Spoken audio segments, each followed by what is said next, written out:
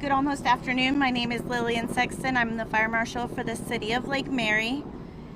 I'm going to introduce, following me is the fire chief of the city of Lake Mary, Michael Johansmeyer, our chief water operator for the city of Lake Mary, Scott Rankin. At 6:06 this morning, we were dispatched for a chemical leak at 263 Rinehart Road, which is our water treatment facility.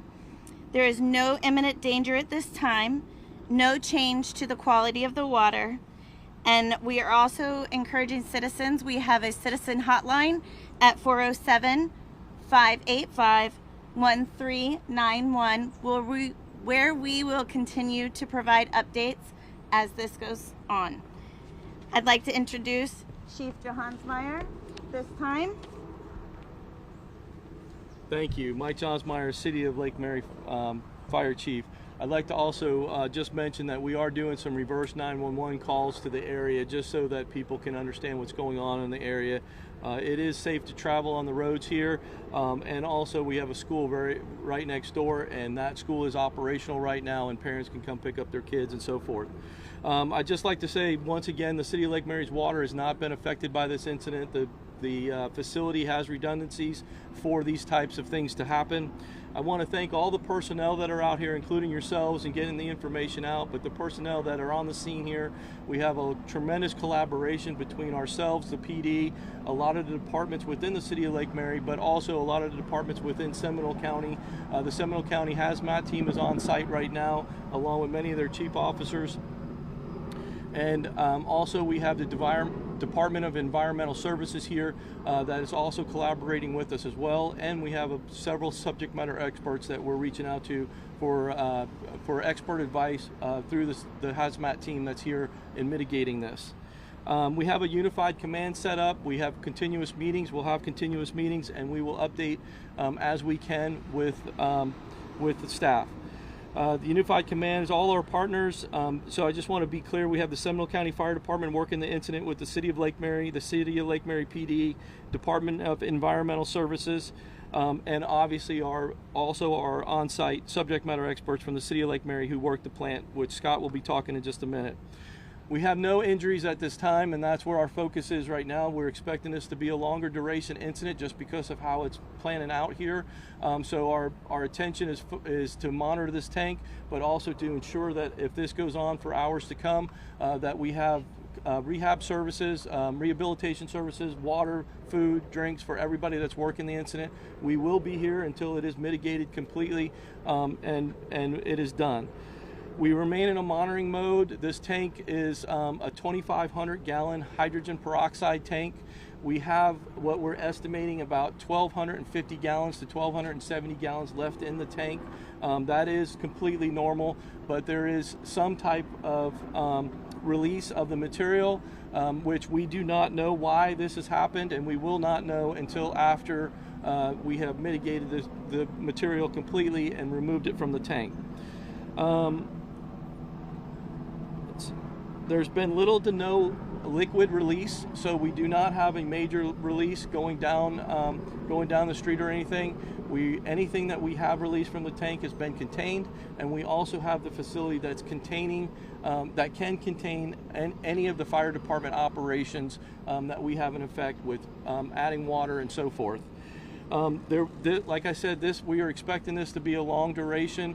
We're essentially waiting for the product to stabilize and ensure that we have no other incident from this incident. Right now, this tank is at the same temperature as the temperature of the tank next to it, and that is what we're most important for our mitigation efforts, is to keep it moving forward in that direction. I want to turn it over to Scott. Hello. Scott Rankin, Chief Water Operator, City of Lake Mary. So I just wanted to confirm and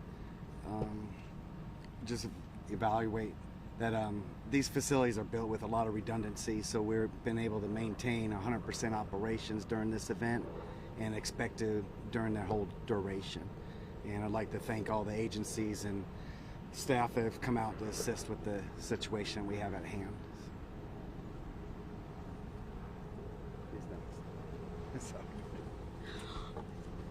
All right, so if you guys have any questions, we'll take those at this time, and then we'll also we plan to do an update at 3 o'clock this afternoon. Can you explain what is the hydrogen peroxide used for, and where did it actually leak? Did it leak into the water, or did it leak outside of the water into the plant area? I guess what's the concern? I'm going to divert to Mr. Rankin. The hydrogen peroxide is used in a treatment process that we use at the water facility. So it's just injected into our water as one of the processes as we move forward treating the water we have. As far as the additional questions, we don't have those answers. How did you notice the leak? When I got on site, I could see some, I'm gonna call it a mist.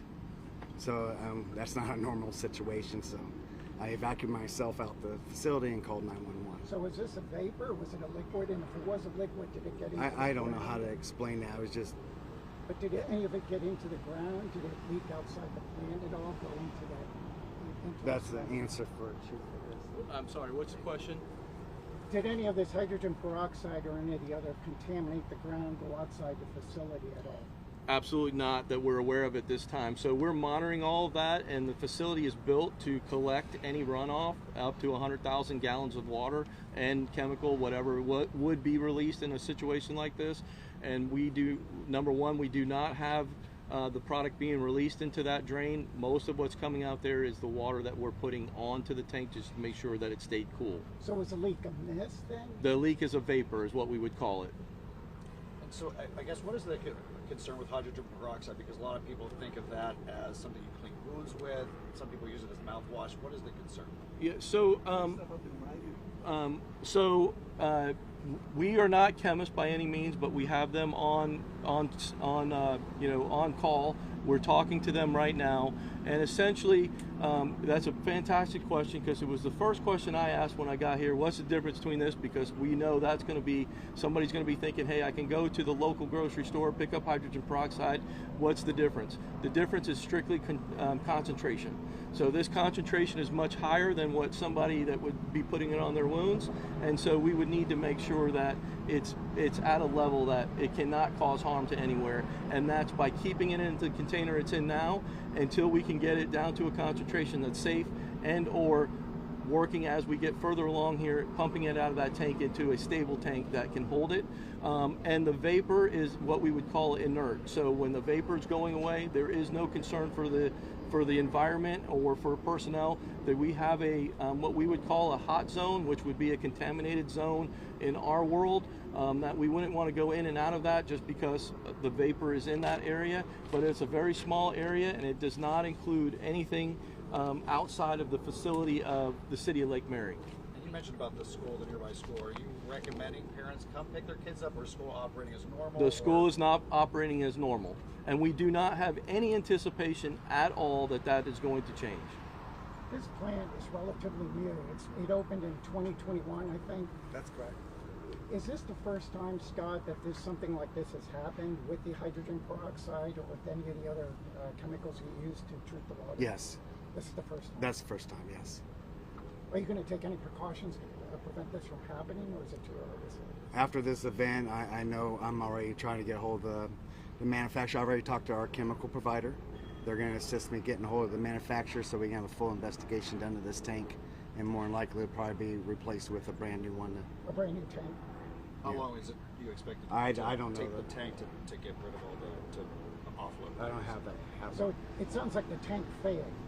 I don't know that answer until we go further and investigate. That's going to be undetermined at this time, and if and when we do have that answer, we will get back to you as soon as How possible. big is that tank Can someone again? speak to the precautions that were made when students arrived to school this morning? Like, did that impact arrival this morning at all? There was no impact to the school that I'm aware of, and we have been in communication with Seminole County Public Schools. We have a jig set up with getting information out. Obviously, all of our agencies, big and small, just trying to get it to the right person at the right time and making sure everybody is informed. So not only did we visit the school right next door, but we also contacted the school board to ensure that the proper emergency personnel for the school board were informed of the incident and that we're monitoring it, and we would definitely, if something was to happen, they'd be the first ones to know. You guys said you don't